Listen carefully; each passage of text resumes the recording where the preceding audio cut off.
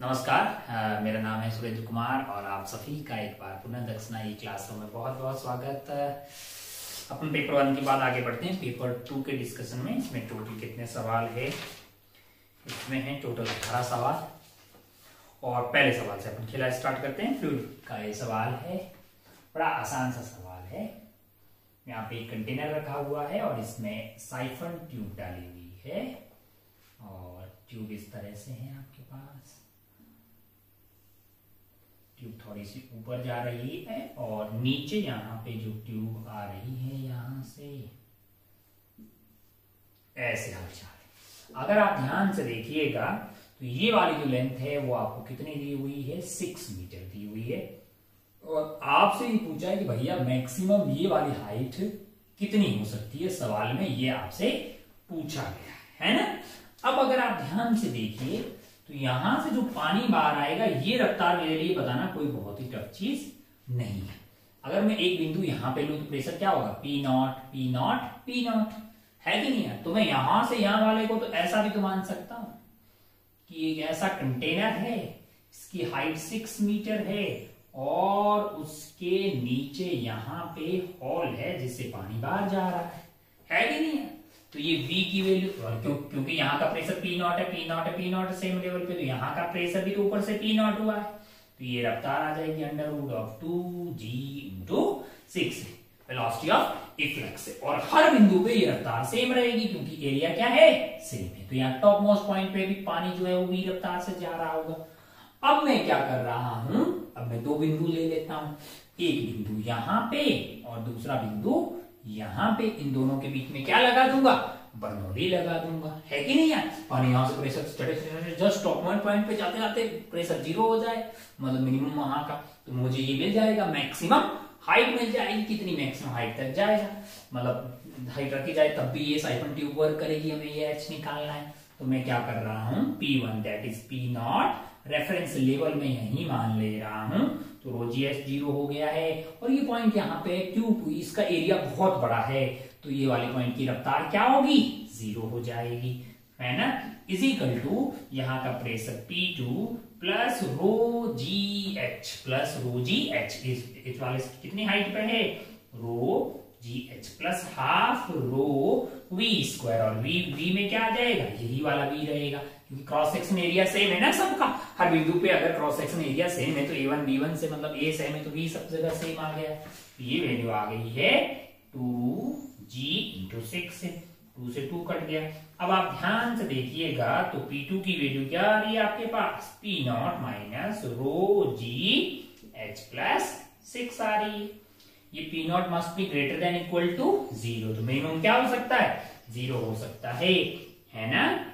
तो P naught must be equal to rho G H plus 6 से P not की value 10 की power 5 आ गई, रो की वैल्यू 10 की पावर 3 इंटू 10 है, h प्लस 6 से 10 की पावर 4 से कट गया 10 आ गया है। h plus 6 is equal to 4 implies that h is equal to 10 minus 6 is 4 metre. h की वैल्यू क्या आ गई है? 4 मीटर आ गई है, यानी कि आपका आंसर होगा इसका 4। आप इसको फिल करके आगे बढ़ सकते थे। देखिए आसान सवाल था। आइए आगे बढ़ते हैं सवाल नंबर 2।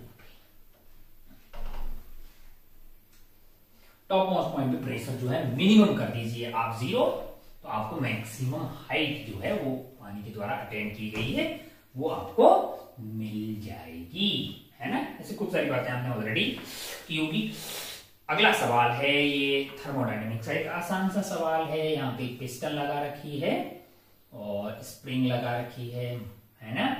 यहाँ पे एक पिस्टन है, यहाँ पे एक और पिस्टन है और दूसरी वाली पिस्टन को अपन इधर लेके जा रहे हैं। ये पिस्टन 2 है आपके लिए, ये पिस्टन 1 है। इसको चलाते चलाते यहीं पे ले आ रहे हैं, है ना। और आइसोथर्मली कार्यक्रम हो रहा है, आइसोथर्मली हो रहा है।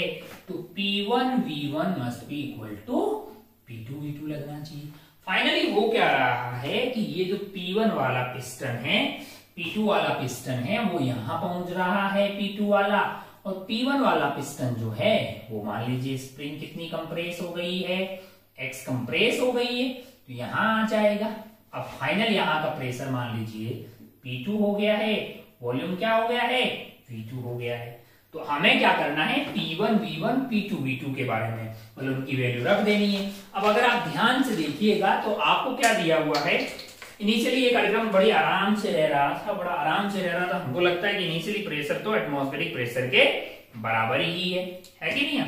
इनिशियली अगर आप ध्यान से देखिए तो P1 की वैल्यू आपके लिए 10 की पावर 5 आ जाएगी और शायद V1 की वैल्यू आपको सवाल में दी हुई है, कितनी है 2000, कितने मिनट है भाई 402 इतना सीसी यानी इंटू 10 की पावर -4 आप कर दीजिएगा। P2 क्या होगा, P2 क्या होगा जरा ध्यान से देखिए, यहाँ का प्रेशर होगा P0 और इस पे फोर्स क्या लग रहा होगा इधर की तरफ kx लग रहा होगा। इसका क्रॉस सेक्शन एरिया अगर a होगा तो इधर की तरफ से फोर्स लग रहा मतलब प्रेशर लग रहा होगा P0 plus kx by a, उतना ही तो फोर्स यहां से P2 मतलब प्रेशर लग रहा होगा, प्रेशर इक्वेट कर दिया है क्योंकि ये इक्विलिब्रियम में रहेगा, इधर का प्रेशर क्या होगा सेम होगा, तो क्या यहां से P2 मिल जाएगा। अब आप वॉल्यूम की बात करेंगे तो ये x आगे की तरफ आया तो वॉल्यूम कितनी हो जाएगी, V2 is basically a into x. A क्या है यहाँ पे अगर ध्यान से देखिए, ए क्या है यहाँ पे, ये वाली जो पिस्टन है उसका क्रॉस सेक्शन एरिया है। तो सौभाग्य से सारी बातें आपको यहाँ पे दी हुई है। V2 की वैल्यू हो जाएगी आपके लिए a इंटू एक्स है और P2 की वैल्यू क्या हो गई है आपको P0 plus kx by a है। P1 की जगह ये डालियो, V1 की जगह ये डालियो, P2 की जगह a इंटू एक्स डालियो और मतलब और V2 की जगह और P2 की जगह क्या डालेंगे P0 plus kx by a। तो इस पूरे खेला में अननोन कौन होगा, x होगा, है ना। मैं यहाँ पे डाल रहा हूं वैल्यू 10 की पावर 5 इंटू V1 कितना हो दिया हुआ है आपको, ये दिया हुआ है आपको 2 इंटू कितने मिल गए भाई 1 2 3 4 इंटू 10 की पावर सीसी है तो 10 की पावर -2 की पावर 3 होने से -6 आ जाएगा। दूसरा अगर आप ध्यान से देखें तो प्रेशर हो जाएगा 10 की पावर 5, k की वैल्यू आपको शायद कितना दिया हुआ है 1000 दिया हुआ है क्या, हाँ k की value 1000 into x divided by area आपको शायद 100 इंटू 10 की पावर -4 हो जाएगा, है ना। तो ये अपना P2 हो गया है P0 plus kx by a आपका ये हो गया और V2 आप जो है 10 की पावर -4 इंटू 100 x, है ना। तो आपको A2 दिया हुआ है, एरिया यहाँ पे दिया हुआ क्रॉस सेक्शन एरिया इज 100 है, तो 100 क्या है सेंटीमीटर स्क्वायर है, इंटू इसमें क्या करोगे 10 की पावर -4 करना पड़ेगा, 10 की पावर -4 करोगे तो मीटर में हो जाए इंटू एक्स करोगे। तो इस पूरे खेला में अब अननोन कौन हुआ है x हो गया है। तो आप जब इसको सॉल्व कर रहे हैं तो आपको एक क्वाड्रेटिक बनती हुई दिखाई दे रही है x square plus x -2 is equal to 0 और इसमें जब x की पॉजिटिव वैल्यू निकालेंगे तो -1 प्लस 3 यानी कि 2/2 यानी कि 1 मीटर आपको x की एक पॉजिटिव वैल्यू आती हुई दिखाई देगी। एक आसान सवाल था आइसोथर्मली मतलब ऐसा हो रहा है तो P1 V1 is equal to P2 V2 लगा दीजिए। प्रेशर आपको इनिशियली पता है, वॉल्यूम दिया हुआ है सीसी में, बस यूनिट्स को सही रखना है, बड़ा ही सस्ता सवाल है। आइए आगे बढ़ते हैं सवाल नंबर 3 की तरफ।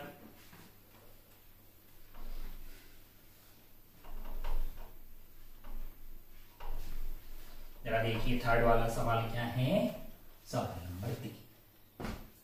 An object is placed 30 centimetre दूरी पे रखा हुआ है, एक कॉनकेव लेंस है जिसका R1 एंड R2 की वैल्यू कितनी दी हुई है, रिफ्रैक्टिव इंडेक्स 1.5 दिया हुआ है और दोनों सरफेस का रेडियस ऑफ कर्वेचर आपको 30 सेंटीमीटर दिया हुआ है और यहां से क्या हो रहा है, इसको सिल्वरिंग की गई है। तो सरफेस ऑफ लेंस पर फाइनल पोजीशन बना, तो ओवरऑल ये मिरर की तरह काम करेगा। कैसे करेगा, मिरर की तरह, पहले इसकी पावर निकालना पड़ेगा। 1/f is equal to mu of lens -1 upon 1/r1। 1/r1 की वैल्यू कितनी होगी, मान लो रेज ऐसे आ रही है -30 -1/3 यानी ये वाली वैल्यू होगी 1/2 और ये होगी ये आपके लिए क्या हो जाएगा, माइनस तो बाहर आ गया 2 इंटू 30 यानी कि f की वैल्यू यहां से आपके लिए सॉल्व करके -30 सेंटीमीटर आ रहा है। f की वैल्यू क्या आ रही है, -30 सेंटीमीटर आ रही है। और ये जो भाई साहब हैं आपके पास, यानी ये ओवरऑल अब कैसे बिहेव करने वाला है, ये प्लस मिरर है कि नहीं है, इफेक्टिवली ये मिरर की तरह बिहेव करेगा।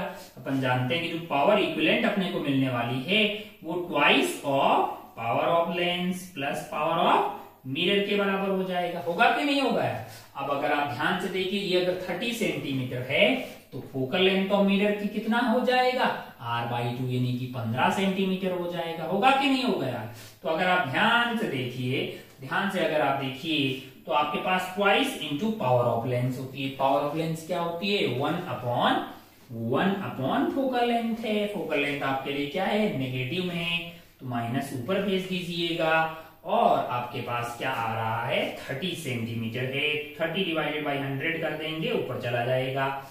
प्लस आपके पास क्या आ रहा है? Power of mirror. Power of mirror होती है माइनस ऑफ 1/f, यानी कि माइनस ऑफ 1/f है। 1/f है, f मिरर का कितना f है? 15 है। ऊपर क्या चला जाएगा? 100 हो जाएगा, मीटर में रखेंगे। तो अगर आप ध्यान से देखिए तो ये वैल्यू 15 आ गई है। 15 एंड 15 आपके लिए क्या हो गया है? ये हो गया है माइनस ऑफ 200 डिवाइडेड बाई 15, है ना? अगर आप ध्यान से देखें तो ये जो कार्यक्रम है ओवरऑल जो है, ये पावर आपके लिए 1/f आ रही है। यानी कि अगर आप ध्यान से देखिए तो मिरर की तरह बिहेव करता हुआ दिखाई दे रहा है, और उसकी फोकल लेंथ आपको कितनी आती हुई दिखाई दे रही है? फोकल लेंथ आपको दिखाई देगी आपके लिए ये हो जाएगा, यानी कि फोकल लेंथ आपके लिए हो जाएगी 15 डिवाइडेड बाई 200 है ना?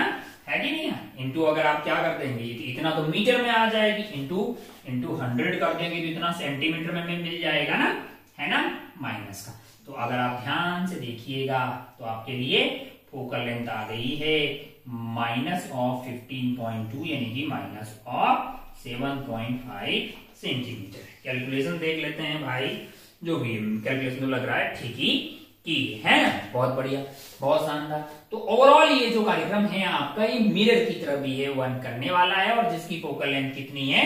7.5 है। 7.5 है। ऑब्जेक्ट कहाँ रखा हुआ है लाला? इस वाले मिरर से ऑब्जेक्ट रखा हुआ है 30 सेंटीमीटर की दूरी पे रखा हुआ है। कितनी दूरी पे रखा हुआ है? 30 सेंटीमीटर की दूरी पे रखा हुआ है। तो 1/f is equal to 1/v plus 1/u आ जाएगा। अब आप ध्यान से देखिएगा तो 1 आपको निकालना क्या है? आपको निकालना है v निकालना है। Find the position of final image. Focal length आपको कितना दिया हुआ है? फोकल लेंथ आपके लिए हो गई है 7.5। 7.5 is equal to 1/v minus u की वैल्यू क्या हो जाएगी? -30 हो जाएगी, है कि नहीं है ना अल्लाह? ओवरऑल ये अगर ध्यान से देखिए तो ये आपके लिए आया क्या है कि आपने मिरर की तरह बिहेव करेगा, तो उसकी पावर कितनी होगी? माइनस ऑफ 1/f है। माइनस ऑफ 1/f है, तो f की वैल्यू यहाँ माइनस माइनस माइनस f की वैल्यू आपको 7.5 आ गई है। f की वैल्यू आपने यहाँ पे डाल दी, तो इसको सॉल्व कर लेंगे तो आपको v नहीं मिल जाएगा क्या? 1/, यही आ रहा होगा 1/v minus 1/30 is equal to 1.75। जब इसको सॉल्व कर रहे हैं तो यहां से भी आपको कितना आ रहा है? 6 सेंटीमीटर आता हुआ दिखाई देगा। अगर भी आपका 6 सेंटीमीटर आ रहा है तो बहुत बढ़िया भाई साहब। अच्छा, मिरर की फोकल लेंथ पॉजिटिव आ रही है, तो ये मिरर कैसा रहा होगा, है ना? ओवरऑल अगर आप ध्यान से देखिएगा तो ये आपके लिए पावर आपकी नेगेटिव आ रही है, तो मिरर की मैं ऐसे ही लिखते हैं माइनस 1/f है, तो ये वैल्यू जो माइनस माइनस से कट गया 7.5 आ रहा है, तो पॉजिटिव होगा तो ये ऐसा वाला बन गया कैट, है ना? f की वैल्यू हमने यहाँ पे रख ली, u की वैल्यू कितनी हो जाएगी? -30। तो v की वैल्यू निकाल दीजिए। v की वैल्यू आपके लिए कितनी आ रही है? 6 सेंटीमीटर आपको आती हुई दिखाई देगी। आप कैलकुलेशन कर लें, कोई बहुत तगड़ी चीज नहीं है। कुल मिला के मुद्दे की बात ये थी कि पहले आपको इसकी फोकल लेंथ निकालनी है, फिर आपके पास ये मिरर है, मतलब ये कॉम्बिनेशन सिल्वरिंग ऑफ लेंस का सवाल है। ओवरऑल ये मिरर की तरह बिहेव करने वाला है। ओवरऑल ये मिरर की तरह बिहेव करने वाला। तो इक्विवेलेंट फोकल लेंथ हमने पता कर ली, तो आपके पास 7.5 आई है। f की वैल्यू क्या आई है? f की वैल्यू आपको 7.5 सेंटीमीटर आई है। तो अब आप सॉल्व करके यहां से निकाल सकते हैं, बड़ी आसानी से भी निकालना होगा। अगर आपको 1/v की वैल्यू क्या हो जाएगी? 1/30 प्लस 7.5 है, तो इसको 15/2 भी लिखा जा सकता है कि नहीं? एलसीएम आप ले लीजिएगा तो 30 आ जाएगा। 1 और ये 4 है तो 5 आ गया है, तो v की वैल्यू क्या आ गई है? 30 डिवाइडेड बाई है ना, 30 डिवाइडेड बाई 5 यानी कि 6 आ गया है। 6 सेंटीमीटर यहां से v की वैल्यू आ गई। ये 3 वाला सवाल हो गया। आइए आगे बढ़ते हैं, बहुत ज्यादा ज्ञान दे दिया इस पे। आगे बढ़ते हैं सवाल नंबर 4।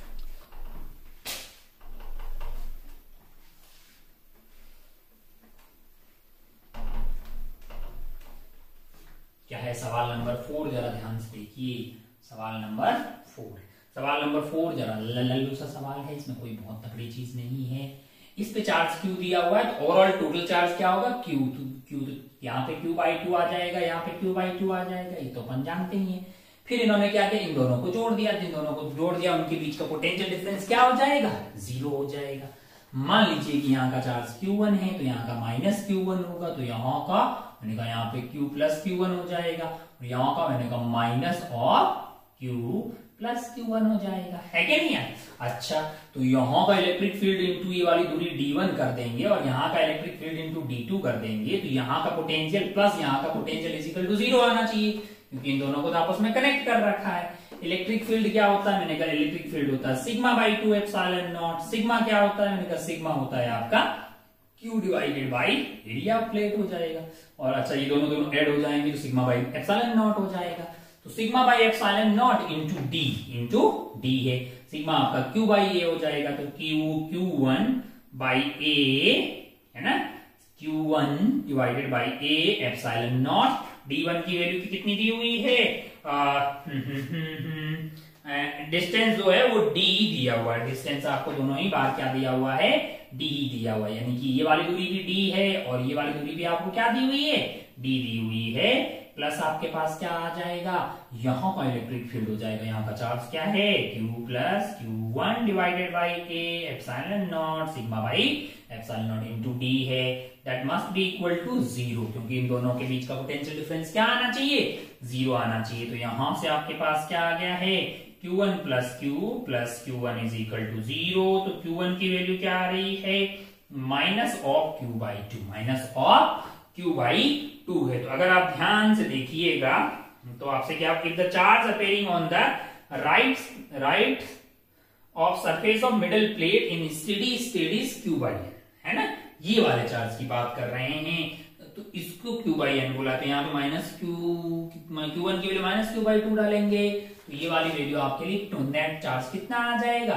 Q बाई 2 आ जाएगा। तो n की वैल्यू 2 हो गई है ना, n की वैल्यू 2 हो गई। अरे इसकी मिडल वाली के राइट साइड में नेट चार्ज कितना होगा, Q प्लस Q1 है, Q1 की value minus Q by 2, Q minus Q by 2 is Q by 2, Q बटा n है, n की वैल्यू आपके लिए 2 आ गई। तो एक लल्लू सवाल था। आइए आगे बढ़ते हैं सवाल नंबर 5। सवाल नंबर 5 है ना, बहुत सस्ता सा है, इधर ही बताते हैं आपको। 5 में क्या है, एक रिंग है और यहाँ पे 3 मास रखे हैं, एक मास m है, एक मास m है, एक मास m है, और ये रिंग जब है ना लाइट डिस्क है, खैर वो तो हाँ, अब ये बोल रहा है 90 डिग्री से घूम जाएगा, तो ये यहाँ आ जाएगा, ये यहाँ आ जाएगा और ये यहाँ आ जाएगा, यानी कि कैसा सीन बनने वाला है, ये आपकी डिस्क में ये वाला मास यहाँ आ जाएगा m, ये वाला मास जो है वो यहाँ आ जाएगा और ये वाला मास यहाँ आ जाएगा। तो अगर आप ध्यान से देखें, जितनी इसकी पोटेंशियल एनर्जी घटी होगी उतनी तो इसकी बढ़ गई होगी, है ना, है कि नहीं है। एक यहाँ पे तो एक यहाँ पे होगा, एक नीचे, लेकिन जो एक ऊपर था वो यहाँ आ गया, इसकी पोटेंशियल एनर्जी कितनी कम हुई होगी, वो रही होगी mgr। अरे भाई ये एक m का ही तो मतलब इसकी पोटेंशियल एनर्जी तो कम हुई है, तो यहां से यहां पहुंच गया, बाकी इसकी मतलब यहां पहुंचा तो ये ऊपर पहुंच गया ना, सेटल हो गया बराबर। Is equal to gain in kinetic energy होना चाहिए, काइनेटिक एनर्जी में दोनों मतलब ये घूम रहा है तो हाफ आई ओमेगा स्क्वायर आ जाएगा। भाई घूम यहां से घूम ही रहा है ना, तो हाफ आई ओमेगा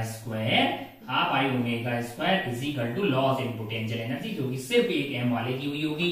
अब आई लिखना आपके लिए कोई टफ चीज नहीं है, रिंग है तो हमको लगता है कि एक जो है 3 मास है ना, तो हाफ हो गया, 3 मास है तो 3 इंटू हर एक का mr स्क्वायर हो गया है। बाकी रिंग है क्या, कैपिटल M मास की mr square is equal to छोटा वाला मास इंटू mgr हो जाएगा, है ना।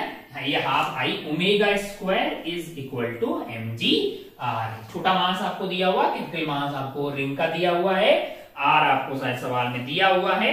तो उम्मीद है कि आप जो है देन आपसे पूछा है कि भैया एंगुलर स्पीड क्या होगी, तो ओमेगा निकाल लेंगे क्या, सब वैल्यू दी हुई है इसमें, स्मॉल m कैपिटल M सब दिया हुआ है, तो क्या सॉल्व करके ओमेगा आ जाएगा, तो बिल्कुल आ जाएगा। जब सारी वैल्यू डाल रहे हैं तो ओमेगा की वैल्यू जो है वो सॉल्व करके, ओमेगा स्क्वायर 4 आ रहा है तो ओमेगा की वैल्यू जो है वो 2 रेडियन पर सेकेंड आ रही है। आप समझ गए ना स्टोरी, जितनी पोटेंशियल एनर्जी कम हुई उतना क्या हुआ है, रोटेशनल काइनेटिक एनर्जी यहाँ पे आ गई है ना।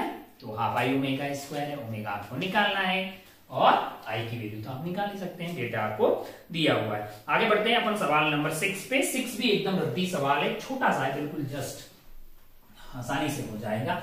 रेजोनेंस होती है तब एम्पलीट्यूड बढ़ता रहता है, मतलब मैक्सिमम होगा तो आपको एम्पलीट्यूड को मैक्सिमाइज कर देना है ना।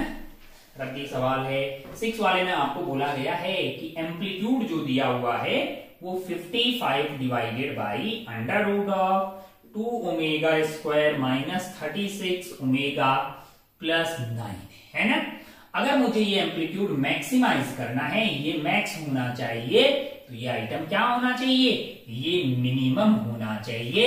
यानी कि इस वाले को, ये आइटम को मैंने y बोल दिया, that is from 2 omega square minus 36 omega plus 9। इसकी मिनिमम वैल्यू निकालनी है तो dy बाई डी ओमेगा को 0 कर दिया मैंने, तो यहां से 4 omega minus 36 is equal to 0 कर दिया, तो ओमेगा की वैल्यू 9 आई है। और अगर मैं यहाँ पे d2y by D omega square की बात करूं, डी ओमेगा स्क्वायर, तो ये वैल्यू आ रही है मेरे लिए 4, यानी कि माउथ ओपनिंग अपवर्ड, यानी कि यहाँ पे ओमेगा इज इक्वल टू 9 पे d2y by D omega square positive है, यानी कि ये माहौल ऐसा बनता हुआ आपको दिखाई दे रहा है, यानी मिनिमा होगा ओमेगा इज इक्वल टू 9 पे। तो आपका आंसर क्या आ जाएगा, what is the resonant frequency, वो वाली फ्रीक्वेंसी होती है जहां पे एम्पलीट्यूड मैक्सिमम होता है ना। तो एम्पलीट्यूड मैक्सिमम तभी होगा जब ओमेगा मिनिमम होगा, ओमेगा मिनिमम कहां है, तो ओमेगा इज इक्वल टू 9 पे, तो आपका आंसर 9 हो जाएगा।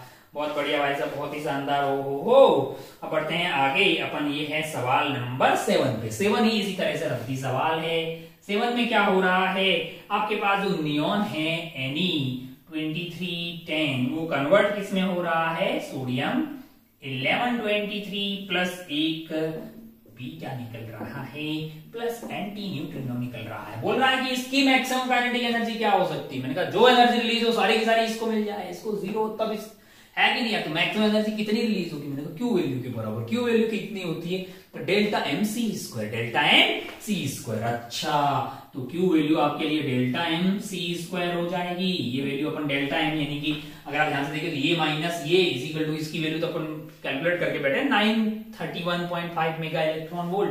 तो आप अगर इन दोनों का डिफरेंस लेंगे, मास आपको दिया हुआ है भैया, ये है आपके पास 22.9945 एमयू में ऑलरेडी वैल्यू दी हुई है, और ये है 22.9898 है, इंटू आप 931.5 मेगा इलेक्ट्रॉन वोल्ट कर देंगे, तो ये वैल्यू आ रही है 0.0047 इंटू 931.5 मेगा इलेक्ट्रॉन वोल्ट, जिसको सॉल्व करने पे वैल्यू प्राप्त हो रही है 4.378 mega electron volt. 4.37 mega electron, ये मैक्सिमम काइनेटिक एनर्जी किसी को मिल जाए जब इनको 0 मिले, मतलब इनको 0 मिले और सारी की सारी एनर्जी बीटा को ही मिल जाए, है कि नहीं है।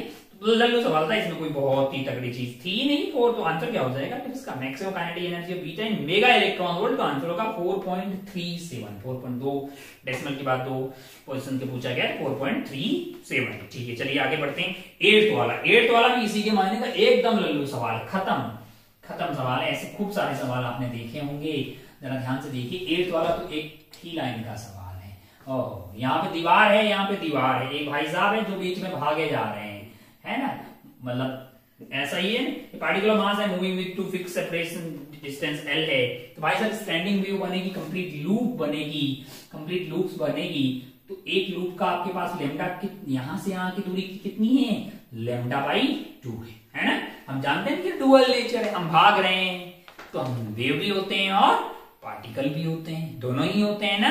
तो हाँ, कौन सा डोमिनेट दिखेगा वो तो इस बात पे डिपेंड करेगा कि हमारे साथ जो एसोसिएटेड वेवलेंथ है वो हमारे साइज की कंपेरेबल है कि नहीं है। अगर कंपेरेबल है तो आपको वेव नेचर डोमिनेट करता हुआ दिखाई देगा, और अगर नहीं है तो फिर आपको पार्टिकल नेचर दिखाई देगा। तो यहाँ पे मान लो कि n लूप्स बन रही है, कितनी लूप्स बन रही है, n लूप्स बन रही है। तो n lambda by 2 is basically n lambda by 2 is equal to L है, तो लैम्डा की वैल्यू यहां से 12/n आ जाएगी। अगर लैम्डा को तो अपन h बाई पी भी तो लिख सकते हैं ना, p इज द मतलब p is equal to m into v से वो चल रहा होगा, लीनियर मोमेंटम हो जाएगा। p की वैल्यू क्या आ गई, h nh अपॉन 2l है ना। अगर आप ध्यान से देखें तो p इज इक्वल टू क्या होता है, under root of 2m ke, अगर आपको के ई चाहिए तो आप क्या कर देंगे, पी स्क्वायर अपॉन 2m है, और पी स्क्वायर करेंगे तो वो n square H square 4l square P square divided by 2m है। 2m यहां से आ जाएगा, n square H square 8m l square, n square H square 8m l square. ये सवाल कौन सा था भैया, 8वां सवाल था। n square H square 8m l square में 8 ही तो हमारा आंसर है, ये हमें निकालना था। तो हमारा आंसर क्या हो जाएगा, यहाँ पे 8 हमारा आंसर हो जाएगा। रद्दी सवाल है, आइए आगे बढ़ते हैं सवाल नंबर 9 पे। सवाल नंबर 9, 10 ये सब सस्ते सवाल हैं, जरा ध्यान से देखिए।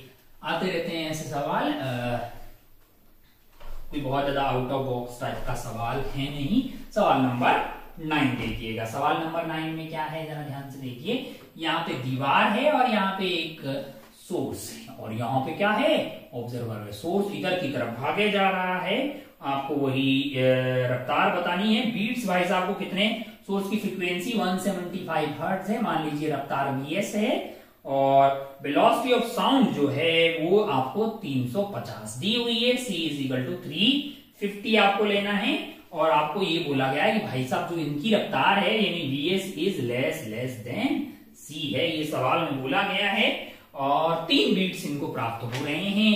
3 बीट्स कैसे मिलेंगे, एक तो इनको यहां से डायरेक्ट सुनाई देगी f1, एक वो मिलेगी जो यहां से रिफ्लेक्ट होकर आ रही होगी। अब ये रुका हुआ है तो जो दीवार प्राप्त कर रही होगी वो सेम फ्रीक्वेंसी इनको मिल जाएगी, क्योंकि दीवार भी रुकी हुई है और ये भी रुके हुए हैं। माना कि दीवार को मिला f1, दीवार को क्या मिला f1 की कितना हो जाएगा, मैंने कहा c अपॉन सोर्स पास में आ रहा है c minus vs into f इतना मिल गया, और डायरेक्टली इसको क्या मिला होगा c upon c plus vs, दूर जा रहा है इंटू f।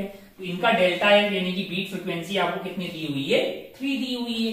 तो यहां से अगर आप ध्यान से देखिएगा, इन दोनों को सब्ट्रैक्ट करेंगे तो क्या होगा, cf तो कॉमन आ जाएगा, 1 upon c minus vs minus और c प्लस vs है कि नहीं यार। ये डिफरेंस आपको कितना दिया हुआ है, 3 बीट्स दिया हुआ है। तो अगर आप ध्यान से देखें, cf यहां से क्या होगा, ये ऊपर चला जाएगा c plus vs minus c है, तो c खत्म हो जाएगा, 2vs आ जाएगा क्या, हाँ 2vs, और यहां से हो जाएगा c स्क्वायर माइनस vs का स्क्वायर इज इक्वल टू 3 आएगा। अब आप ध्यान से देखें तो c is greater than vs है, तो vs का स्क्वायर को यहाँ पे इग्नोर मार देंगे तो अपने पास क्या बच जाएगा, cf into 2vs is equal to 3c square है, एक c से एक c कट जाएगा। हमें क्या चाहिए, हमें vs चाहिए, vs की वैल्यू क्या होगी, 3c upon 2f, 3c upon 2f है। c की वैल्यू की कितनी दी हुई है, 350 दी हुई है velocity of sound, 2 into frequency उसकी कितनी दी हुई है, 175 दी हुई है ना नाला। तो 175 है, 175 2 इंटू 3, हाँ कितना आ गया, 3 आ गया भाई साहब, क्योंकि ये तो कट गया, इसको 0 15 मतलब ये तो खत्म हो गया है। आंसर इज 3 मीटर पर सेकेंड। तो एक लल्लू सवाल था। आइए आगे बढ़ते हैं 10th वाले सवाल की तरफ। 10th वाला भी बड़ा ही आसान सवाल है, जरा ध्यान से देखिएगा।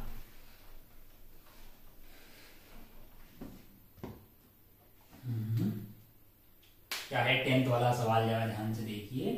10th वाले सवाल में क्या हो रहा है, एक इस तरह का आइटम है स्क्वायर टाइप का, और चल जाए यार पेन, थोड़ा बढ़िया चल जाओ भाई।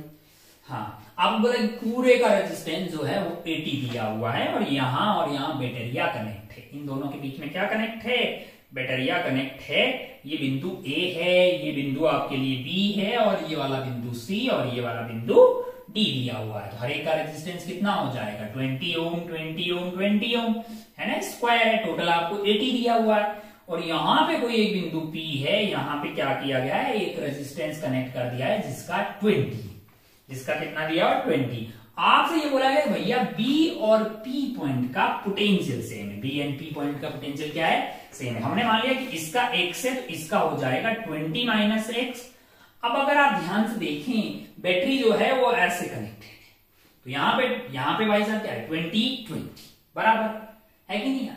और यहां पे भी अगर ऐसा हो जाए कि इस पूरे का इक्विवेलेंट और ये x, भाई इसको मैंने x माना है तो ये 20 माइनस x हो गया। अगर ये दोनों आपस में इक्वल हो जाए तो मिड पॉइंट बनेगा। बैटरी V वोल्ट की होगी तो यहाँ का पोटेंशियल V/2 होगा, और वो इस पूरे रायते के भी तो पैरेलल हुआ ना बे, है कि नहीं है? तो अगर ये वाला और ये इस बराबर हो गया तो इस वाले का पोटेंशियल भी V/2 हो जाएगा, तो सेम पोटेंशियल पे हो जाएंगे ना। इसका मतलब क्या है कि ये जो 20 और 20 माइनस एक्स है, 20 और 20 माइनस एक्स जो है, हमें क्या निकालना था, हमें नहीं निकालना था, रेजिस्टेंस ऑफ पार्ट डीपी है। अरे इसको एक्स मान लेते हैं, खैर कोई बात, सीधा एक्स ही आंसर हो जाएगा, वरना 20 माइनस एक्स निकालना होगा, ये निकालना, एक्स निकालना, रेजिस्टेंस ऑफ डीपी है।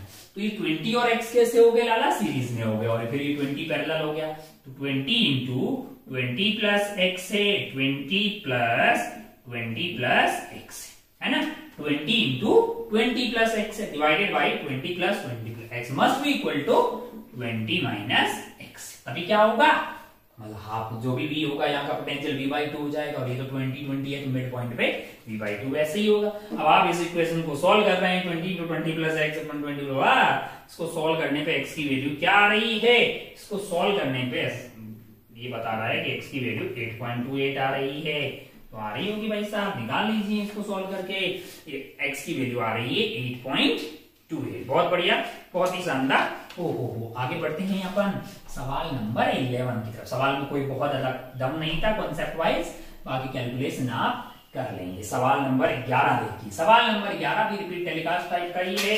खूब सारे ऐसे सवाल आपने देखे होंगे भाई साहब की, एक बबल है, इसका सरफेस टेंशन मान लीजिए S है, और इस पे चार्ज Q दिया हुआ है, मान लो यहाँ का प्रेशर P0 है, तो यहाँ का प्रेशर क्या होगा, मैंने कहा P0 प्लस 4S बटा R, तो हमें वैसे ही पता था, लेकिन ये वाइज इलेक्ट्रोस्टैटिक प्रेशर भी लग रहा है, यानी sigma square upon 2 epsilon not. ये पूरा कार्यक्रम क्या होगा, अगर आप ध्यान से देखें, सिग्मा स्क्वायर इसको फोड़ने की कोशिश कर रहा होगा, है कि नहीं यार। अब अगर आप ध्यान से देखें तो यहाँ का अंदर का प्रेशर आपको क्या बोला गया है कि P इज इक्वल टू हो जाएगा P0 plus 4S by R minus sigma square upon 2 epsilon. बोल रहा कोई प्रेशर डिफरेंस है ही नहीं, मतलब ये बाहर वाले के बराबर है, यानी कि P0 के बराबर है, यानी कि P0 हो गया। इसका मतलब sigma square upon 2 epsilon not की वैल्यू 4S बाई R है। भाई साहब ये sigma square upon 2 epsilon not आपने पढ़ा होगा, बेसिकली है ना, इलेक्ट्रोस्टैटिक्स के लास्ट में हम ये प्रेशर निकालते हैं होलो स्फीयर का, है ना। तो अगर आप ध्यान से देखिए सिग्मा क्या है, Q बाई A है, तो ये Q square upon Q by A है, Q बाई तो Q स्क्वायर हो जाएगा, नीचे A का स्क्वायर हो जाएगा, A आपका क्या है 4 पाई R स्क्वायर है, तो वो 4 पाई R स्क्वायर का स्क्वायर हो गया है, तो जैसे सिग्मा स्क्वायर मिल गया 2 epsilon naught is equal to 4S divided by R हो गया है। हमें क्या चाहिए, हमें चाहिए Q स्क्वायर, सवाल में क्या चाहिए था, हमें Q स्क्वायर की वैल्यू चाहिए। तो अगर आप ध्यान आती हुई दिखाई दे रही है 16, 4 square is 16 into 32 into 4, 32 into 4, 32 into 4 into आपके पास क्या आ जाएगा पाई स्क्वायर, और R की पावर कितनी हो गई 4, है ना, हाँ, इंटू आपके लिए क्या आएगा एप्सिलॉन नॉट, और R की पावर 3 हो जाएगी, क्योंकि नीचे एक R ये है ना, ये आ गया आपके पास। अब अगर आप ध्यान से देखिएगा तो इसमें है ना, हमने जो कार्यक्रम किया है R की पावर 4 या R की पावर 3 आ गया, हमने जो कार्यक्रम किया उसमें R है, लेकिन हमारे इस ऑप्शन को अगर आप देखेंगे तो वो V की टर्म में, तो भैया 4/3 pi R cube is equal to V होगा। तो यहां से अगर आप ध्यान से देखें पाई R क्यूब का फैक्टर बन रहा है, मैंने कहा पाई R क्यूब को क्या लिख दीजिएगा 3V/4 लिख दीजिए, 3V/4 है, यानी कि एक पाई लेने दीजिए और इसको क्या लिख दीजिए 3V/4 है, तो ये 4 से 4 कट जाएगा, 3 into 6 96 pi V epsilon not. ठीक किया कैलकुलेशन, क्या मतलब सवाल का क्या होना चाहिए, वो होना चाहिए आपका पाई एप्सिलॉन नॉट, S दिखाना कहीं पे, हाँ S तो था भाई साहब यहाँ मल्टीप्लाई में, तो आ ही जाएगा S, और आपको चाहिए था भाई साहब सवाल हो जाएगा, हाँ N pi epsilon not V into S, तो N की वैल्यू कितनी आ गई 96 आपका आंसर हो गया। आइए आगे बढ़ते हैं सवाल नंबर 12 की तरफ। 12 एकदम रद्दी सवाल है। 12 13 खत्म केस है। जरा ध्यान से देखिए क्या है 12।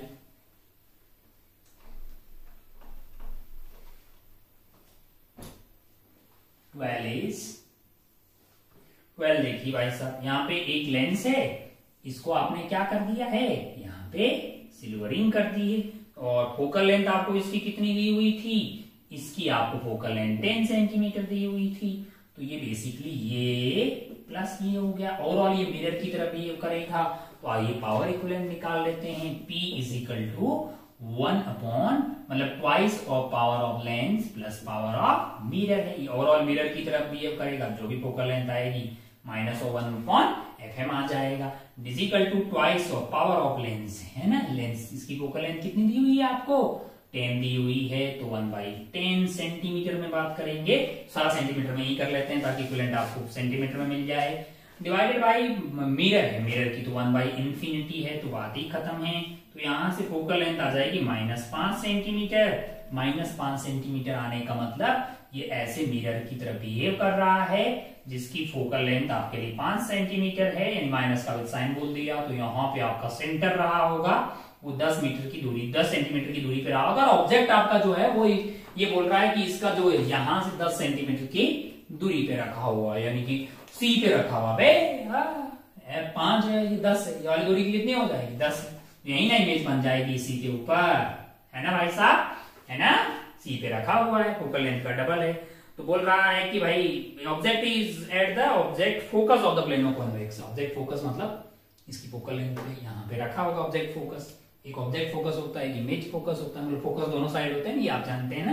तो ये 10 सेंटीमीटर पे रखा हुआ था, तो इफेक्टिवली ये मिरर की तरफ बिहेव करेगा, उसकी फोकल लेंथ 5 है, तो सेंटर पे ही रखा हुआ, तो इमेज सेंटर पे ही बनेगी।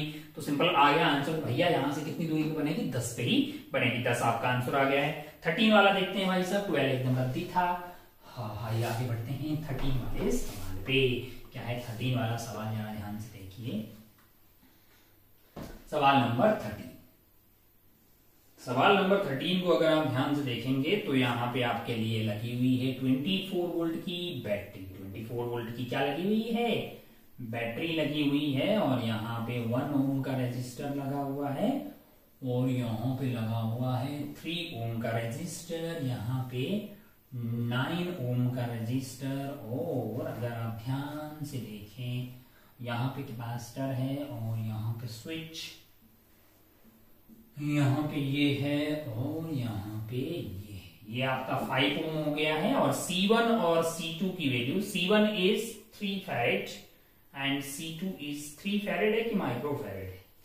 C1 की वैल्यू भैया हमको लगता है कि फिर फैरेड वेरेड नहीं होगा। C1 की वैल्यू जो है वो अभी के लिए मान लेते हैं कितना, 3 फैरेड या 3 माइक्रो फैरेड ले लेते हैं। और C2 is basically 2 microfarad.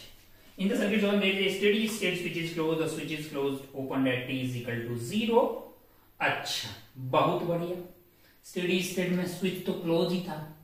Switch अगर आपका क्लोज था, है ना लाला, तो इधर कोई करंट नहीं जा रहा था, इधर कोई करंट नहीं जा रहा था, ये तो सिंपल इतना बचा हुआ था भाई साहब। कितना बचा हुआ था, यहां से करंट जा रहा था डर। तो 3 और 9 हो गया आपके लिए 12 और 7 तो मतलब हो गए, मतलब 12 और 17 और 17 और 1 18। अच्छा, करंट कितना बह रहा होगा, 24 डिवाइडेड बाई 18 है, यानी कि 624, 4/3 एम्पियर का करंट इसमें बह रहा था भाई साहब, है ना। इसके अक्रॉस पोटेंशियल ड्रॉप कितना था, इसके अक्रॉस था V1 बोल देते हैं, और इसके अक्रॉस कितना था, V2 बोल देते हैं। तो V1 की वैल्यू क्या होगी, मैंने कहा भाई साहब 9 इंटू करंट इसमें कितना बह रहा था, 4/3 बह रहा था, तो ये 12 वोल्ट आ जाएगा। भाई इसके पैरेलल है ना यार, और ये इसके पैरेलल है। तो V2 की वैल्यू कितनी रही होगी, V2 की वैल्यू रही होगी 5 इंटू 4/3, यानी कि 20 डिवाइडेड बाई 3 वोल्ट है ना लाला। बहुत बढ़िया, बहुत आसान। आइए ऑप्शंस देखते हैं। Voltage across C1 before the switch open is 12 volt. मैंने कहा विचार आपके सत्य हैं। सेकंड वाला बोल रहा है the voltage across C1 after long time switch S is open. मैंने कहा अगर आपने स्विच एज को ओपन कर दिया, स्विच एच को क्या किया है, ओपन कर दिया है। फिर आफ्टर लॉन्ग टाइम मतलब आप स्टेडी स्टेट की बात कर रहे हैं, किसकी बात कर रहे हैं, स्टेडी स्टेट की बात कर रहे हैं। फिर आप अगर आप ध्यान से देखिए ये वाला स्विच नहीं है, अब क्या होगा, अब हमको तो लगता है कि भैया ये जो है ये रेजिस्टेंस का कोई रोल नहीं, ये बैटरिया जो है वो सीधी इन दोनों के पैरेलल लगी हुई है। ये आपका 20 वोल्ट है और यहाँ पे एक लगा हुआ है और यहाँ पे दूसरा कैपेसिटर लगा हुआ है। तो क्या हो जाएगा, स्टेडी स्टेट के बाद तो इसके अक्रॉस भी 24 हो जाएगा और इसके अक्रॉस भी 24 हो जाएगा। दूसरा गलत हो गया भाई, 12 वोल्ट नहीं, 12 वोल्ट पहले था। फर्स्ट सही है, सेकेंड गलत हो गया। थर्ड बोल रहा है the voltage across C2 after long time switch open हो, मतलब ओपन कर दिया लॉन्ग टाइम। तो ये सिचुएशन होगी कि यहाँ पे 24 है, यहाँ पे 24 है तो सबके अक्रॉस 24 होगा, बिल्कुल थर्ड वाला सही है। फोर्थ वाला आपको बोल रहा है voltage across C2 before the switch open is 8 volt. C2 बोले तो ये वाला नहीं, 8 नहीं है बट्टा 20/3 है, तो फोर्थ वाला गलत हो गया। तो 1 और 3 सही है। आइए आगे बढ़ते हैं 13 के बाद 14 वाले सवाल पे।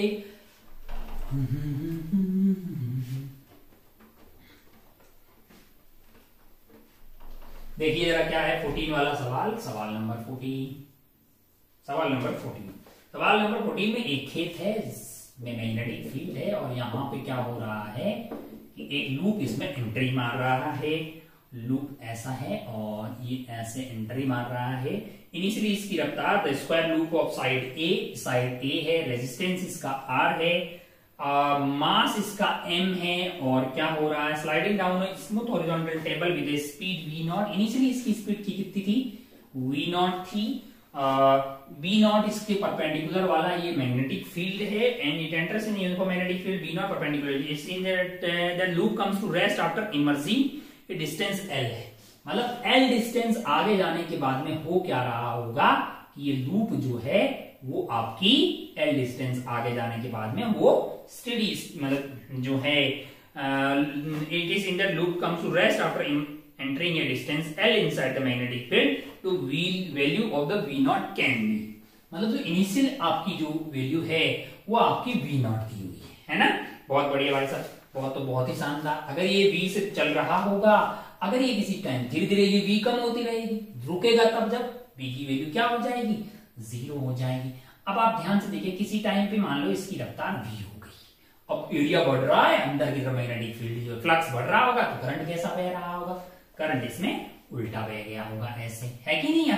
अब अगर आप ध्यान से देखें तो ये बैटरिया की तरह बिहेव करेगा V क्रॉस B, यानी कि यहाँ पे हाई और यहाँ पे लो है तो क्या आ जाएगा V0 और साइड की लेंथ कितनी दी हुई है, A दी हुई है, डिवाइडेड बाई इसका रेजिस्टेंस R करेंगे, इतना इसमें करंट बहने लग जाएगा, इतना इसमें क्या बहने लग जाएगा, करंट बहने लग जाएगा।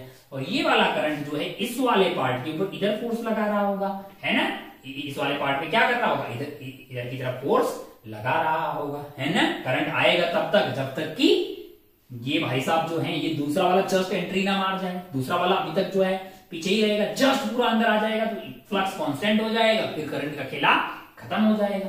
तो अब अगर आप ध्यान से देखें, हम ये माने मैक्सिमम जस्ट ये अंदर आ गया, ऐसा केस मैक्सिमम मान सकते हैं क्योंकि फिर उसके बाद फ्लक्स कांस्टेंट हो जाएगा, करंट खत्म हो जाएगा, है ना।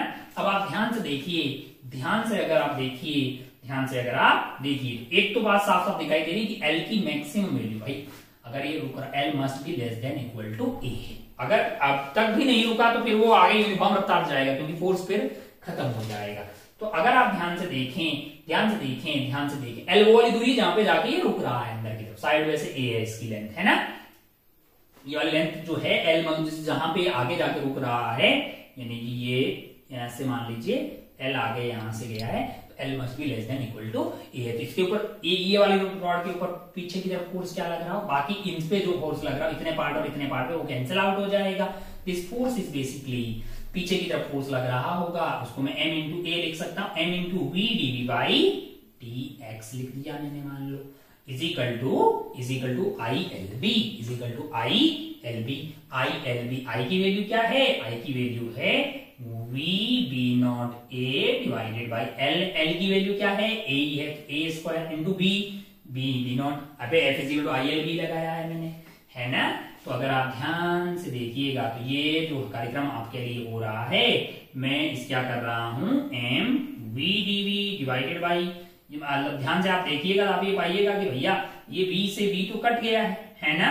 तो यहां से आपके पास क्या हो गया m dv, और यहां से आ गया है b नॉट a नॉट बट्टा mr इंटू dx है। dx का इंटीग्रेशन आपके लिए 0 से लेके l तक गया है, तब आपकी रफ्तार जो है वो v नॉट से कहां गई होगी, वो आपकी रफ्तार v नॉट से 0 तक गई थी। और ये रिटार्डेशन है तो आगे माइनस हमें लगाना चाहिए था, क्योंकि फोर्स आपका पीछे की तरफ लग रहा है। अरे भैया मतलब जो है v dv बाई dx का नेगेटिव रिटार्डेशन है ना इनटू ए, तो ये v नॉट जो आपके पास आ रहा है यहां से, वो आ गया v not a square upon mr into l।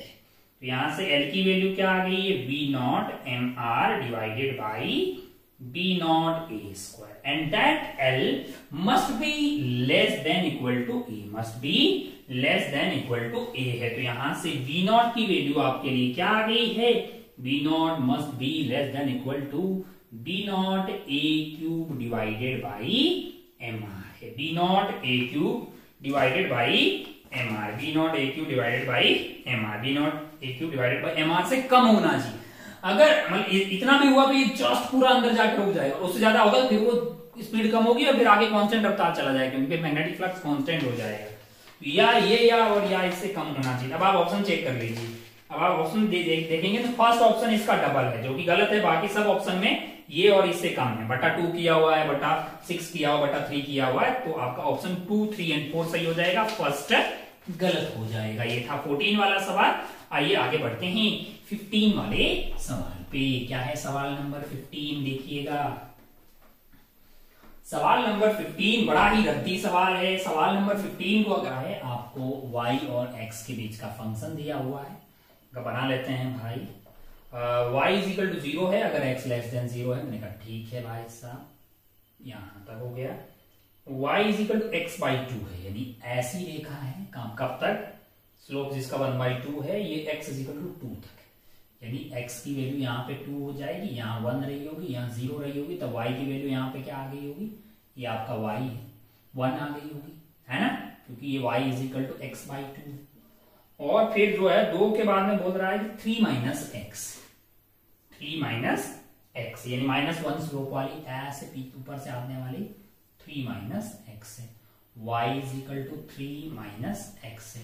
y x की वैल्यू 2 रही होगी, y की वैल्यू 1 रही होगी वही, और 3x x की वैल्यू 3 हो जाएगी, तो y की वैल्यू क्या आ जाएगी, 0 आ जाएगी।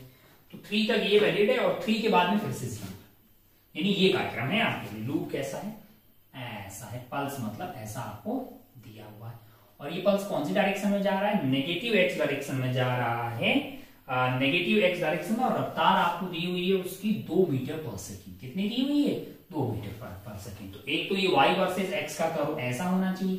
दूसरा, अगर पार्टिकल का रफ्तार का पता करें अपन, पार्टिकल की रफ्तार की, जो कि y में होगी उसकी vy, तो अपन जानते हैं कि velocity of particle is equal to minus of slope, मतलब minus of velocity of wave into क्या आ जाएगा, स्लोप आ जाएगा।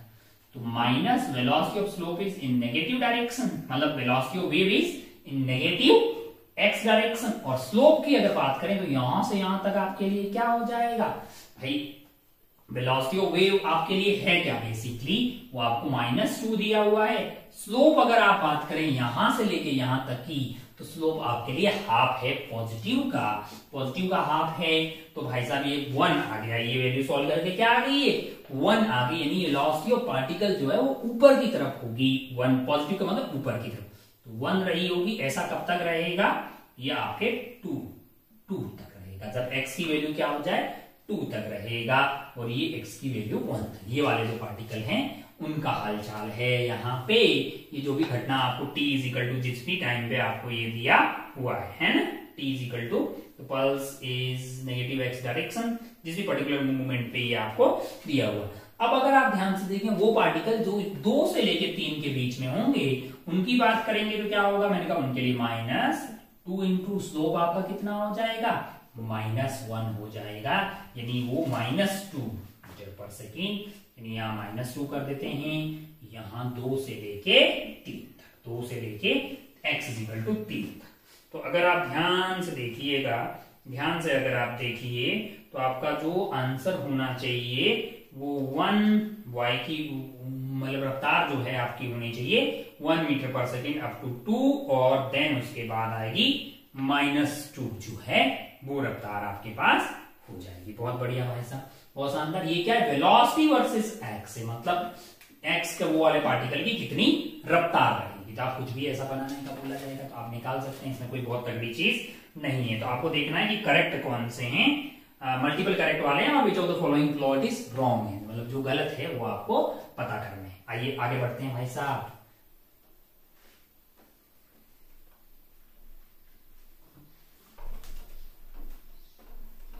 ये था सवाल नंबर 15। आइए आगे बढ़ते हैं, सवाल नंबर 16 है। सवाल नंबर 16 है, क्या है 16, 15 में आप देख लेंगे। 16 में आगे बढ़ते हैं। आपको 2 मोल्स ऑफ O2 दिए हुए हैं ना, N की वैल्यू क्या है, N1 is 2 मोल, O2 है तो F की वैल्यू आपके लिए कितनी आ गई, 5 आ गई। और दूसरा दिया हुआ है N is equal to 3 और आइटम कौन है, CO2 है तो F की वैल्यू आपके लिए 6 आ गई है। तो टेम्परेचर जो है इनका 2T0 था और इनका T0 था, ये दोनों मिलते हैं एक एडियाबैटिक वॉल्स के अंदर। तो एनर्जी जो है वो कहीं इधर उधर होने वाली नहीं है, वॉल्यूम भी उनकी चेंज नहीं हो रही है। तो जितना फाइनल टेम्परेचर आपसे पूछा, जितना इनका डेल्टा यू यानी कि जो इनकी इंटरनल एनर्जी कम होगी उतनी ही इनकी बढ़ेगी, है कि नहीं यार। इस जो डेल्टा यू को अपन क्या लिखते हैं, एनसीवी डेल्टा टी है, एन की वैल्यू 2 है, सी की वैल्यू होती है N F by 2, 5/2 delta T is basically T minus T naught है, एन एफ बाई 2। यहां से एफ की वैल्यू क्या है, 6/2 है और ये हो जाएगा 2T0 माइनस टी है। 2T0 माइनस एन की वैल्यू कितनी दी हुई है, 3 दी हुई, तो 2 से 2 गायब हो गया है और ये आपका 3 आ गया है। तो 5T minus 5T0 is equal to 9 into 2, 18T0 minus 9T है। तो अगर आप ध्यान से देखिएगा ये T0 है तो ये इधर ले आएंगे तो 9 और 4 हो जाएगा 14T is equal to 8 and 3 is 23T0। तो T की वैल्यू आपके लिए क्या आ गई है, 23T0 डिवाइडेड बाई 14। जितना इसका इंटरनल एनर्जी कम हुआ होगा उतना ही इसका बड़ा होगा। ये यूज कर लिया तो हमारे लिए एक फर्स्ट सही हो गया, सेकंड गलत हो जाएगा। अब आपसे बोला है गामा मिक्सर, है ना, गामा मिक्सर सब जानते हैं। गामा मिक्सर का क्या होगा, CP mixer divided by CV mixer. तो N1 CP1 N2 CP2 divided by N1 plus N2, नीचे वाले में भी होगा तो कट जाएगा, N1 CV1 N2 CV2, है कि नहीं है।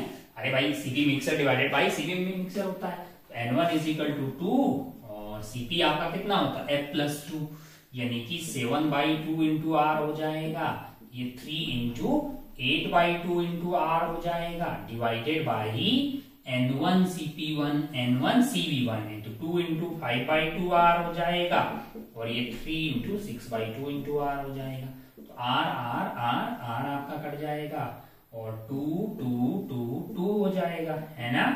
14 प्लस 24 डिवाइडेड बाई 10 प्लस 18।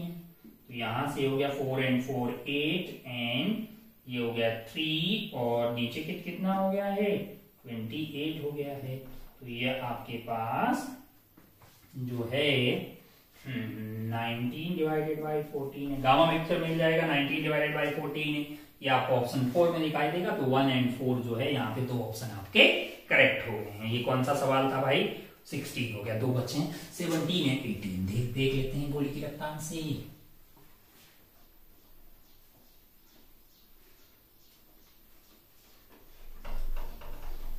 देखिए क्या है, 17 थोड़ा ठीक है, मतलब उतना कुछ खास ज्यादा टफ तो नहीं है।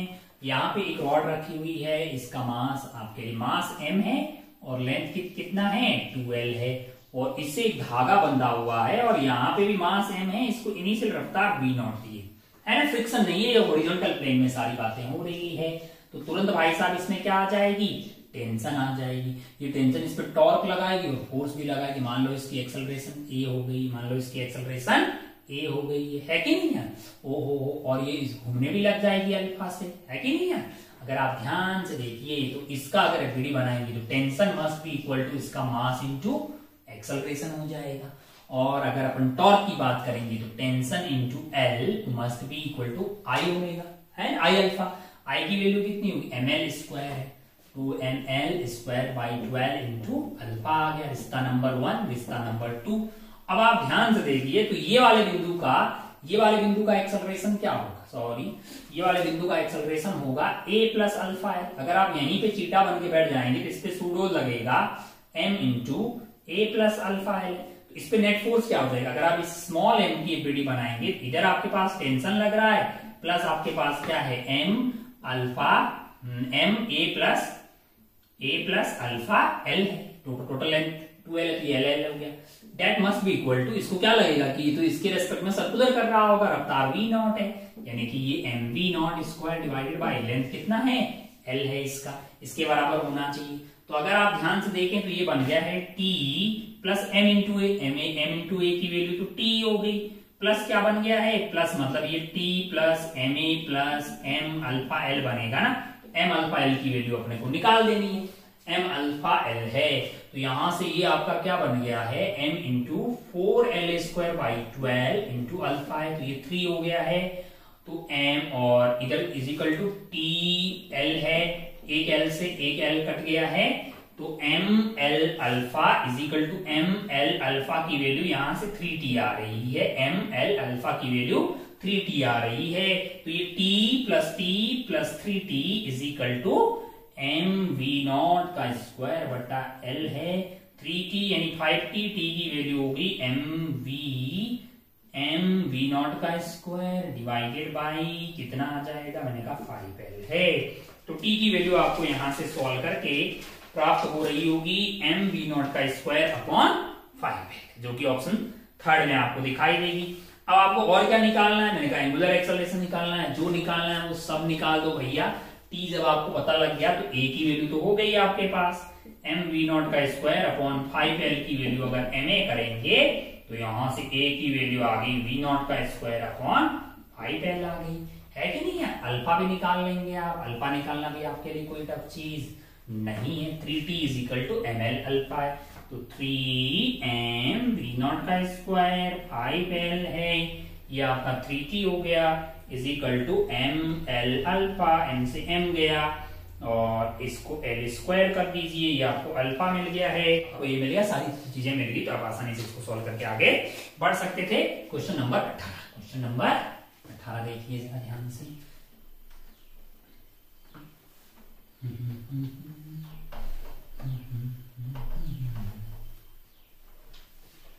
क्वेश्चन नंबर 18 क्या है, जरा ध्यान से देखिए। क्वेश्चन नंबर 18 है, यहाँ पे एक स्प्रिंग लगा रखी है हमने और इससे क्या किया है, एक ब्लॉक को कनेक्ट कर दिया गया है। ओहो, बड़ा ही मतलब आसान सवाल है, ऐसे खूब सवाल आते रहते हैं। यहाँ से दीवार है कितनी दूरी पे, x0 पे, और इसको आपने खींचा कितना है इधर 2x0 पे और रिलीज कर दिया है। तो बाकी सारी बातें निकालना कितना आसान होगा भैया। फेजर बना लीजिएगा, आपका पार्टिकल जो है वो 2x0 यहाँ से लेके x0 तक ही जाएगा, मतलब यहां तक ही जाएगा। ये एंगल आपका ये 2x0 हो गया है, तो ये x0 है, तो ये वाली एंगल कितना हो गया 60। सिमिलरली यहाँ पे ये 60, यानी कि वो इतने के बीच में घूमता रहेगा, 60 से 120 तक कभी नहीं जाएगा, है कि नहीं है। बाकी जो है आपका 240 तक जाएगा, 120 मतलब यहाँ से जाके डर वापस आता रहेगा, टक टक टक टक टक। यहाँ से ऐसे e की वैल्यू 1 है, तो जिस रफ्तार से गएगा उसी रफ्तार से वापस आ रहा है। तो बड़ा ही आसान सवाल है। Time taken to reach the wall is, मतलब यहां से वॉल तक जाने में मतलब इतना घूमना है ना, तो कितना घूमना है आपको 90 प्लस 30 डिग्री, यानी आपको 90 प्लस 30 यानी कि 120 डिग्री, 120 डिग्री आपको घूमना है। 120 डिग्री कितना हो जाएगा, 2π/3 हो जाएगा, is equal to omega T, theta is equal to omega T ना। तो आपको क्या निकालना है, टाइम ही तो निकालना है, तो 2π/3 ओमेगा आ गया, इसी को लिख सकते हैं 4π/6 ओमेगा। तो ये ठीक है, फर्स्ट ऑप्शन आपको ठीक दिया हुआ है। Velocity at the instant of collision of the wall है, वेलोसिटी निकालना है तो आप क्या यूज कर देंगे, v is equal to omega under root of a square minus x square. a is basically 2x0 का स्क्वायर माइनस x0 का स्क्वायर है भैया, x दूरी कितनी है x0 ही तो ये 4x0 का स्क्वायर माइनस x0 का स्क्वायर, तो √3 एक्स नॉट बाहर आ जाएगा, omega x not √3 omega x not है, और ओमेगा की वैल्यू क्या होगी, √k/m होती है कि नहीं है। तो यहां अगर आप ध्यान से देखिएगा 3k/m इंटू एक्स नॉट हो गई है, तो ये भी वैल्यू सही है, एक्स नॉट इंटू √3k/m है। तो v भी ठीक आ गया है आपका। v भी acceleration at the instant of collision of the ball value, मैंने कहा एक्सेलरेशन होती है भैया minus of omega square x, omega आपका √k/m है, तो ये k/m x आ जाएगा, और x की वैल्यू क्या है, x नॉट है वहां पे। अरे भाई यहाँ पे x = x नॉट है ना, x नॉट डाल दीजिएगा, तो ये भी ठीक है आपके लिए। The time period of motion of the complete cycle, मतलब अगर आप ध्यान से देखिएगा तो ये 120 नहीं घूम रहा है, बाकी वाला घूम रहा है। अगर पूरे का टाइम पीरियड कैपिटल T होता तो अब T/3 नहीं जा रहा है, इतना कम हो गया है। तो नया जो टाइम पीरियड है वो 2T/3 है, 2/3 पुराना कितना था, 2π/ओमेगा, 2π/ओमेगा था, है कि नहीं यार। तो यहाँ अगर आप ध्यान से देखिए तो 4π/3 ओमेगा आ गया, और ओमेगा की वैल्यू क्या है, √k/m है, √k/m है, तो m ऊपर चला जाएगा, k आ जाएगा। इतना टाइम पीरियड है ना। अरे भाई T/3 120 T/3 नहीं चल रहा है, तो 2T/3 आ जाएगा, तो 4π/3 √m/k है। यही आपको ऑप्शन 4 में दिया गया है। इस पर्टिकुलर सवाल के चारों ऑप्शन जो है 1, 2, 3 एंड 4 जो है वो सही हो गए हैं। इस तरह से जो है 18 क्वेश्चंस का ये डिस्कशन जो है पेपर 2 का यहाँ पे खत्म होता है। उम्मीद है कि आपसे लगभग सारे सवाल हो गए होंगे। एक सीरियस बच्चा जो बहुत अच्छे से तैयारी कर रहा है, बहुत लगातार अच्छा जेईई एडवांस की तैयारी कर रहा है, उसके लिए कोई भी सवाल यहाँ पे आउट ऑफ बॉक्स टाइप का था नहीं। मतलब बड़ी आसानी से आप 18 सवाल जो है वो सॉल्व कर सकते थे। कोई सवाल में कैलकुलेशन मिस्टेक रही हो या आपसे एग्जाम प्रेशर की वजह से नहीं हुआ हो, अब आप उसको देखिएगा कि उसमें क्या कॉन्सेप्ट था, उस कॉन्सेप्ट पे और खूब सारे सवाल सॉल्व कीजिए, और आने वाले टेस्ट में वैसे उस कॉन्सेप्ट पे फिर से दोबारा गलती नहीं हो, ये अपने आप से इंश्योर कीजिएगा। दोबारा मिलते हैं अगले वाले टेस्ट के सॉल्यूशन के डिस्कशन में। तब तक आप अपना और अपनों का खूब ख्याल रखिएगा। जय हिंद, जय भारत, टेक केयर, बाय।